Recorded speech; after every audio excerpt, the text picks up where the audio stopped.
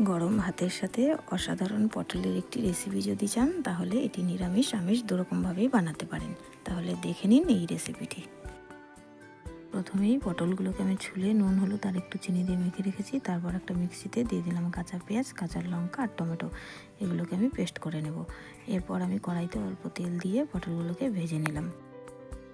তারপর সেই কড়াইতেই আমি দিয়ে দেবো আর একটু সর্ষের তেল, আর দিয়ে দেবো একটা গোটা শুকনো লঙ্কা আর গোটা জিরে, আর দিয়ে দেবো পেঁয়াজগুলো দিয়ে একটু ভালো করে ভেজে নিয়ে তারপর দিয়ে দিলাম পেস্টটা। এরপর দিয়ে দিলাম সর্ষে, হলুদ আর সামান্য একটু নুন চিনির জল। এরপর এটাকে ভালো করে কষিয়ে তারপর আমি দিয়ে দিলাম পটলগুলো দিয়ে আমি আর একটু জল দিয়ে দিলাম। এবার আমি এটাকে একটু ঢাকনা দিয়ে ঢেকে দেবো। ঢাকনাটা খুলে দিলাম, দিয়ে দিলাম একটু গরম মশলা। তৈরি হয়ে গেল আমার পটলের এই রেসিপিটি ভালো লাগলে তোমরা কিন্তু বাড়িতে এটি ট্রাই করতে পারো। আর ভিডিওটিতে প্লিজ একটু লাইক করো, চ্যানেলটি প্লিজ সাবস্ক্রাইব করো।